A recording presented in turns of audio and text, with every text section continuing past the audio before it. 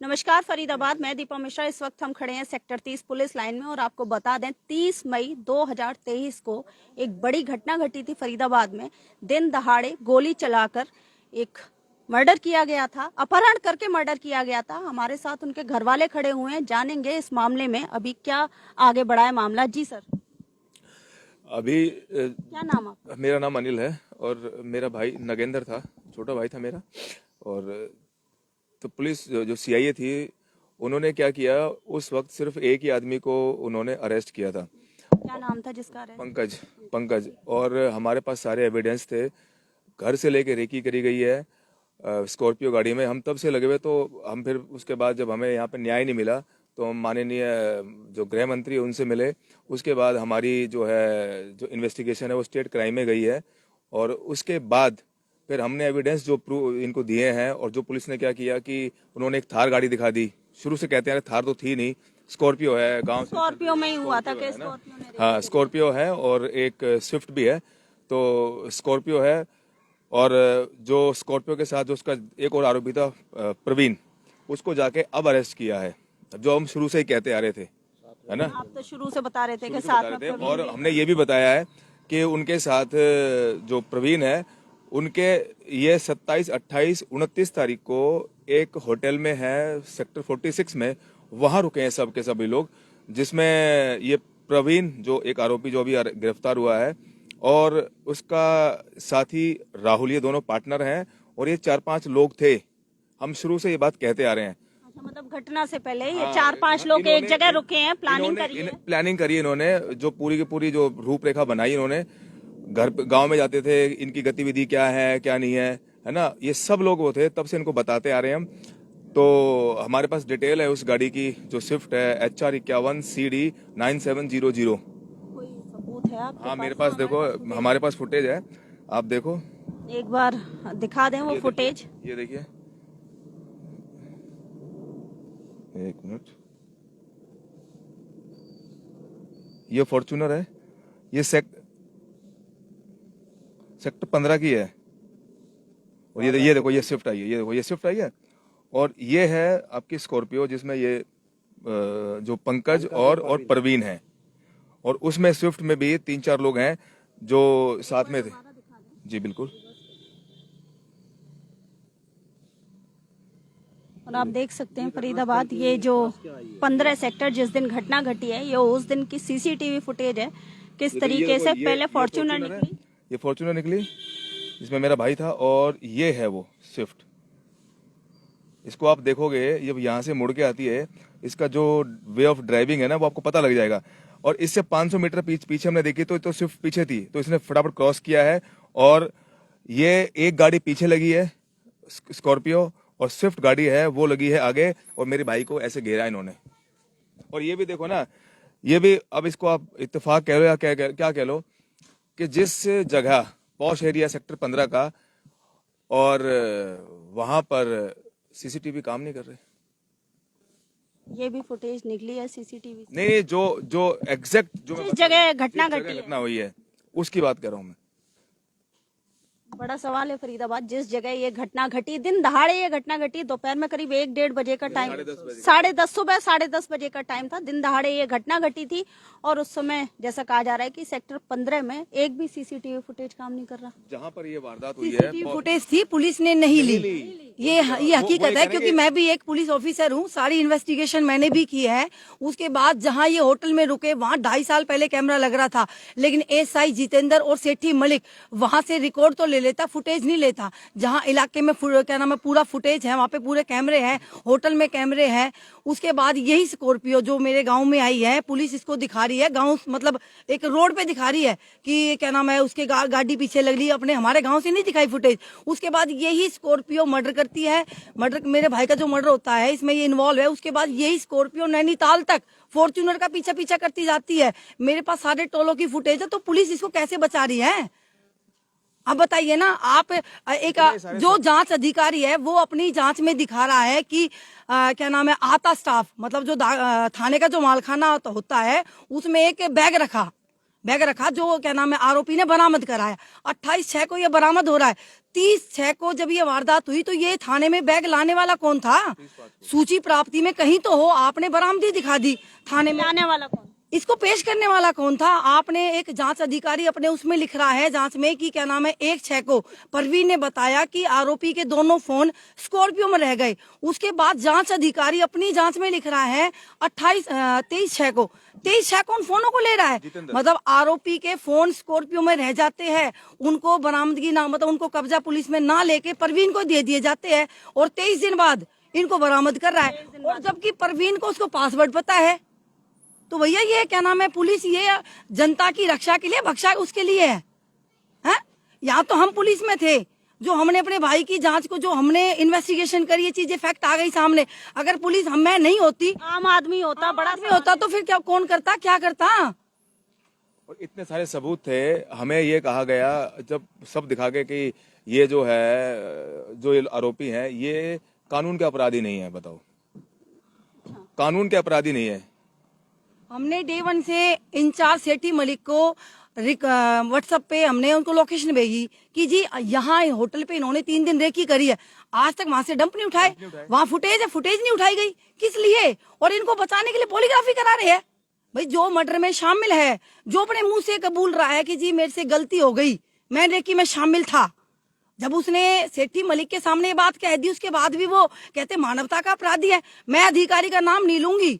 उनने मुझसे हमसे ये कहा सारे लोगों से कि आप तो क्या नाम है अपनी क्या दुश्मनी बढ़ा रहे हो, मतलब हमारे भाई का मर्डर हो गया और हम न्याय के लिए लड़े भी ना और हम घर बैठ जाए, कह रहा आप दुश्मनी बढ़ा रहे हो, आप गंगा जल उठा लो। मैं अधिकारी का नाम नहीं लूंगी, लेकिन उन्होंने हमसे बोला हमारी फैमिली से। बड़ा सवाल है फरीदाबाद, एक परिवार जो न्याय के लिए भागदौड़ कर रहा है, 7 महीने तक भागदौड़ कर रहा है, उससे ये कहा जाता है कि आप दुश्मनी बढ़ा रहे हैं। दुश्मनी बढ़ा रहे, आप गंगा जल उठाओ, आप गंगा जल उठाओ, इसने मर्डर नहीं किया। इतने फैक्ट हम लेके आ रहे हैं, उसके बाद भी आज अब कैसे हो गया वो अरेस्ट? अब कैसे फैक्ट आ गए जो फैक्ट हम शुरू से ही पुलिस को दे रहे थे कि जी ये चीज है, ये चीज है, ये चीज है, आप उठाओ। पुलिस ने अपने उसमें दिखा दिया, बंसी को एक शिकायतकर्ता बना दिया, जबकि हम थे विक्टिम। हमसे तो पूछ लेते पर्चा दर्ज करने से पहले। बंसी ने उसमें बताया कि हमें जो बताया कि मैं नहीं जानता जी कौन था, 4-5 बंदे आते हैं और गन पॉइंट पे भाई को ले गए, जबकि ये तो शायद इनके पार्टनर रहे हैं, तो बंसी तो बहुत अच्छे से पहचानता होगा। बिल्कुल। उसने अपने घटनास्थल पे ना कोई मास्क ना कोई ग्लव्स कुछ नहीं पहन रखा था और 2.5 साल से वो उसको जानता था, वो उसको पहचानने से मना कर देता है। उसके बाद अपना जो बंसी बताता है कि मेरे मालिक को वो मतलब कंडक्टर की सीट खोल के और गाली गलौज करता है। उसके बाद हमें बताता है कि जी गोली चली मैं भाग गया, तो उसने झूठ क्यों बोला? उसके बाद वही बंसी ये कहता है कि क्या नाम है जी एक गोली चली मैं तो सेक्टर 17 CI भाग गया। और पुलिस 5:30 बजे तहरीर में ये भेज रही है कि मौका वारदात पर बंसी वहां हाजिर था। तो 10:30 बजे अगर घटना थी तो 5:30 बजे वो कैसे पहुंच गया? पुलिस कैसे भेज रही हो? 7 घंटे वहीं खड़ा रहा क्या? जब वो खुद कह रहा मैं सेक्टर 17 CI चला गया, जबकि पुलिस चौकी जो सेक्टर 15 की है वो बिल्कुल 500 मीटर पीछे ही थी, तो वो सेक्टर 17 क्यों गया? और पुलिस अपनी तहरीर में भेज रही है कि मौका वारदात पे खड़ा है। 10:30 बजे की घटना है, 7:30 बजे विट्टी होती है एक गाड़ी को राउंड अप करने के लिए।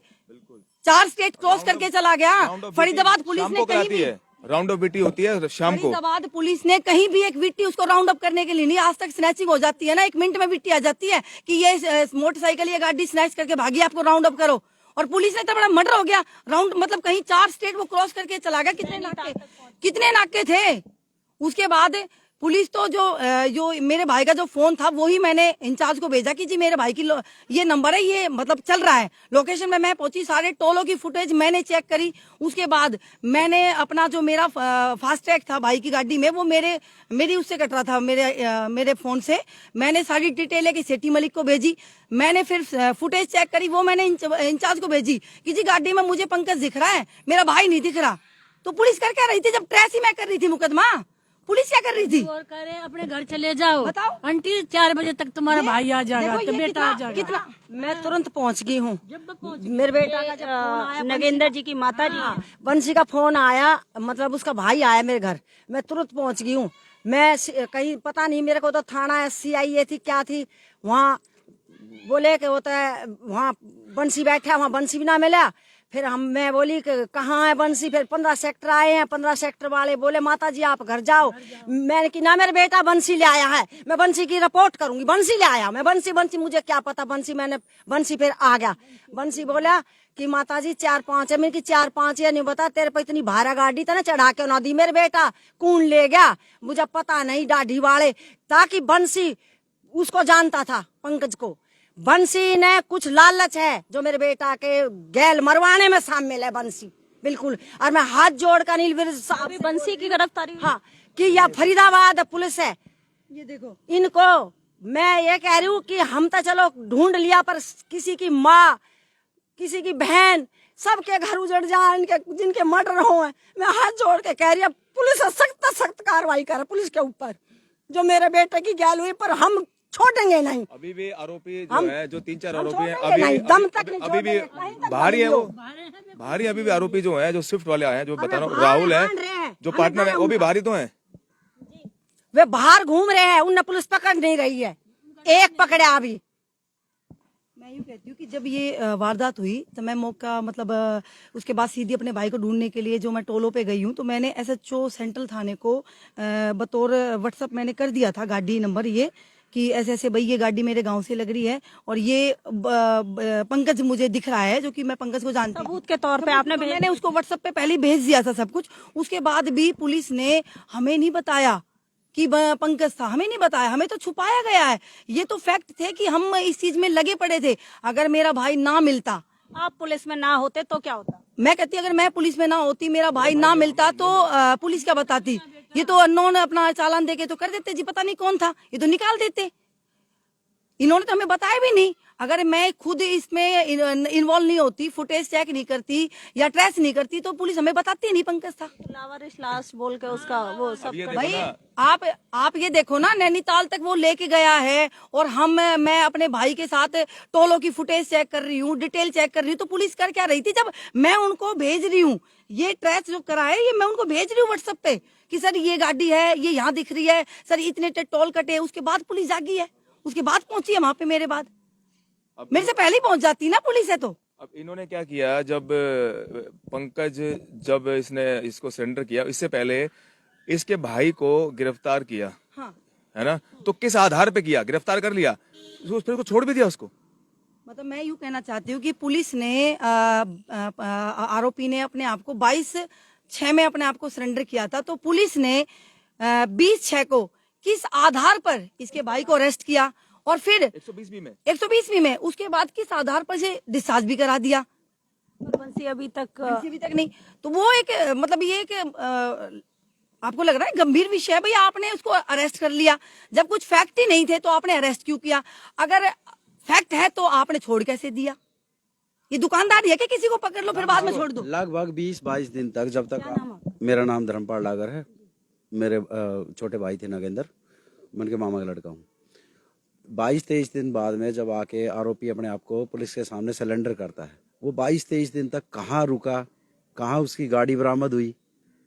जबकि पहले दिन से ही बता दिया गया था कि इसमें ये शामिल है पंकज। ये है, वो तो फुटेज में भी आ गया था और पुलिस को भी ये वो पूरा जानकारी हो चुकी थी।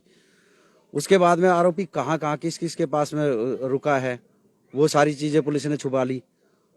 किसको उसने जो है वो चेन वगैरह बेची थी, वो चीजें बाद में रिकवर हो रही हैं।